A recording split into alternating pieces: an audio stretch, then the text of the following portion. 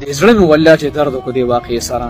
د رون له په هغه وخت کې غیرت نه ورځي چې په کوم وخت کې د خور حق چې کوم دی په هغې باندې ګېډه واچوي په هغه وخت کې غیرت نه ورځي صرف غیرت په دې وخت کې ورځي چې کله خور حق حلال نیکو کی د رون له غیرت په هغه وخت کې نه ورځي چې په کوم وخت کې مور په کور کې بیماره پرته وي او د دوی دپاره یو زوی ته مینتونه کوي زوی بچي ولې دویانې نه راوړي په هغه وخت کې غیرت نه ورځي خو غیرت صرف په دې وخت کې ورځي چې کله خور حق حلال نیکو کی په هغه وخت کې غیرت نه ورځي په کوم وخت کې پردو زنانو پسې ګرځي خو صرف غیرت په دې وخت کې ورځي چې کله حق خپل خور حق حلال نیکو کی په دې وخت کې غیرت نه ورځي چې کله په موبایل پردو زنانو سره ګپونه لګي په هغه وخت کې غیرت نه ورځي صرف په دې غیرت ورځي چې خور حق حلال نیکو کی په دې غیرت نه ورځي چې کله په پردو لایوګانو کې جنکو سره نشي ګپې شپې لګي خو په دې غیرت ورځي چې خور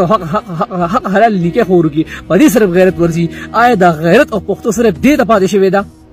والله چې زړه مې تور شو دې معاشرې نه باقي یار